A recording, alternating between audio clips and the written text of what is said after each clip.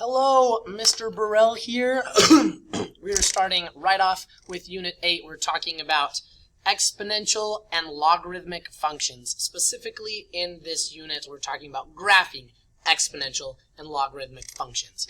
You probably don't know what logarithmic functions are, and that's okay. We're going to start real basic. We're going to start talking about exponential functions, what exponential functions are, what an exponent is, some of the rules we already know about exponents, and extend that to some of the more difficult things that we're going to be doing this unit. So one thing I want to bring up first, I really like this visual. So I had a starter in class where I asked, would you rather have $10,000 right now, right off the bat, no questions asked, or would you rather have 2 pennies on the first square of this chessboard, 4 pennies on the second square of this chessboard, 8 pennies on the third square of this chessboard, 16, 32, etc., etc., etc. Would you rather have $10,000 or that many pennies, the number of pennies that are on this entire chessboard?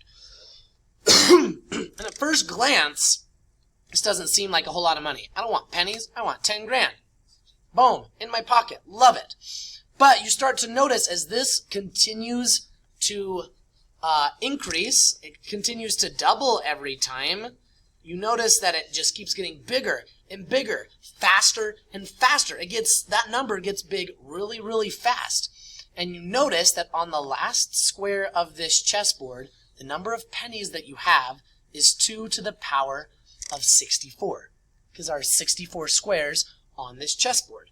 This was 2 to the 1 pennies. This was 2 squared pennies, 4, 2 to the third, 8, 2 to the fourth, 16, etc., etc. So on the last square of this chessboard, I had 2 to the 64th pennies. To put that into perspective, 2 to the 64 power is like 1.8 times 10 to the 19th power. That's like in the quadrillions.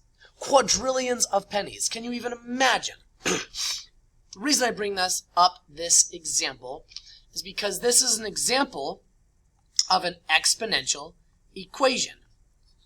If I wanted to figure out how many pennies I had on the 64th square of this chessboard, I'd plug 64 into this equation, the equation 2 to the x. This is an exponential function. So that's what we're going to start talking about. We're going to start talking about exponents, exponential functions, why they're important, where we use them, etc., etc. So by the end of this lesson, I hope that you're able to know that exponential functions increase faster than linear or quadratic functions and know the properties of exponents. So you might remember some of these rules associated with exponents. The product rule, the quotient rule, the power rule, negative rule, etc., etc., etc. Let me move this down so you can see the bottom one a little bit better. There's all these rules associated with exponents that we follow in order to simplify exponent expressions. And this is something that we've learned it before. We learned about it in past math classes, but it's important, I think, to get this type of information down pat, because we're going to be using it a lot in the upcoming concepts in the upcoming units, so it's going to be really helpful to have this in our back pocket. For example, x squared times x to the third is x to the 5th. I add these exponents. P to the 5th over p to the 1st is p to the 4th. I subtract these exponents. M to the 4th to the 6th is m to the 24th. I multiply those exponents. F to the negative 9 is really 1 over f to the positive 9. It switches places in that fraction. Xy to the 3rd is really x to the 3rd, y to the 3rd. This cubed, this exponent of 3 distributes to each of those terms. B over c to the 7th power is really b to the 7th over c to the 7th. This exponent of 7 distributes to both of these terms. K to the 0 power is 1. Anything to the 0 power is 1. And p to the 1st power is just p. Anything to the 1st power is itself. So if you need to review those, now is a good time to do so, because lots of these things that I just expressed we're going to be using a bit of in the upcoming lessons. Okay, there are some questions that I want to answer. Jeez, sorry. And I want to bring up a graph in order to do so. Let me get out of here real quick. So I have listed here, let's see, where did it go? I have listed here a bunch of different functions. Let me open this one real quick. This one specifically way. Okay. So, I have 4 different functions. Y equals 2x, y equals 2x squared, y equals 3x cubed plus 2x squared minus 8x plus 5, and y equals 2 to the x power. So notice what each of these functions looks like. Y equals 2x, that's just a straight line. It increases at the same rate forever and ever and ever and ever. Y equals 2x squared, that's a quadratic expression, so that's going to be a parabola, this big U, so it kind of goes out like this.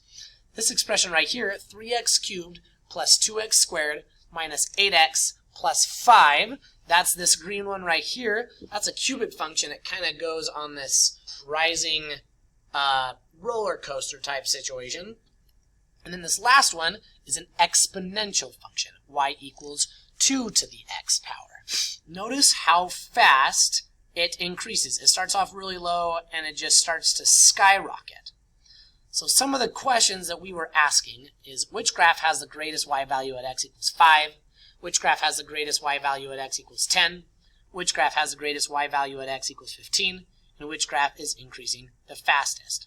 So if you look here, at x equals 5, so like right about 2, 4, so right in here, the value that has the graph, that has the greatest y value is this green one, the x cubed function. At x equals 10, the graph that has the highest y value is still the green one, this cubed function. But you notice they're starting to get a lot closer together. So when x is equal to 15, if I come all the way up here, I have to go and go and go and go and go and go and go. The one that's going to have the highest y value is indeed the exponential function. Because when x was equal to 15, this green function, it only went to like, I don't know, right here-ish. So this exponential function got big really fast. It got really big really fast. So when we're talking about exponential functions, that's one of the qualities, one of the really cool things about exponential functions is they increase really fast. We saw that with the chessboard, with the pennies. 2 to the 64th power got really big, really fast. So that's kind of what we're talking about when we're talking about exponential functions. We're talking about these functions with a pretty specific characteristic that they increase exponentially fast. Have you heard this? Like, that was exponential. Maybe you haven't. Maybe that's not a cool term. But exponential functions increase extremely quickly. Right here, some things to know. An exponential function is a function of the form f of x equals b to the x, where the base b is a positive constant other than 1, and the exponent x is a variable. Right there, this characteristic right here, that the exponent is a variable, that's what makes it an exponential function. Exponential functions are characterized by having the variable in the exponent. Again, that's what makes an exponential function. Notice that there is no single parent exponential function because each choice of the base b determines a different function. So let me show you an example of that real quickly here. So if I go back in here, let me find my exponential functions. Okay, so for example, this function is y equals 2 to the x power. That was the function that modeled our chessboard situation. This function is y equals 3 to the x power. It's increasing even faster. Y equals 4 to the x power. Y equals 5 to the x power. They keep increasing faster and faster. Y equals 12 to the x power.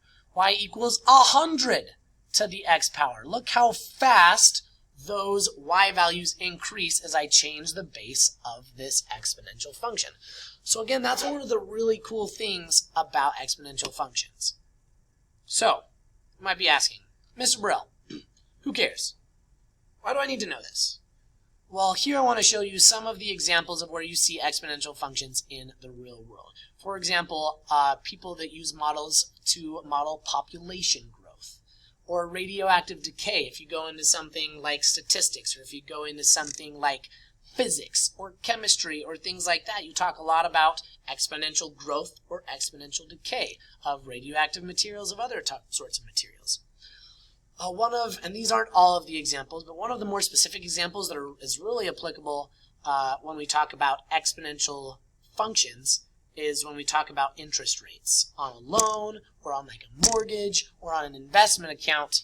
An exponential function can be used to model how much money you can make after a given amount of time on a investment account. So for example, I have looked up this calculator. This is a calculator that's been programmed. It's on the internet. You can find it. That tells you, given how much money you start with and what interest rate you have, how much money you can make in an investment account after a certain amount of time. And this function that I showed you right here is the function that's programmed into the computer, this exponential function, to calculate the amount of money that you'll have if you invest after a certain amount of time. So for example, right here. So say I start with $1,000 and I add an extra $100 every single year to add to this investment account. And I want to let it grow for 30 years with a 10% interest rate. I'm going to kind of just throw in numbers in here. So the amount of money that I'll have at the end of those 30 years is $35,000, $35,543. Not too shabby. So what if I start with $5,000 and I invest an extra $600 every year for 30 years at a 10% interest rate? Look how fast this number grew. $195,813. That's a lot of money. And it grows really fast. And the reason that is because what banks and loan officers and people, the system that they use, the function that they use to calculate the interest that you make is an exponential function. So those are some of the things that I wanted to bring up to help you understand. This is just kind of an intro. Some of these are really basic. But exponential functions have a lot of power, and I think they're really cool to talk about. That's why we talk about them. Hopefully by the end of this lesson, you now know that exponential functions increase faster than linear or quadratic functions. And hopefully you know some of the properties that we use in association with simplifying exponential expressions. So I hope that was helpful, and I hope that you enjoyed that as much as I did.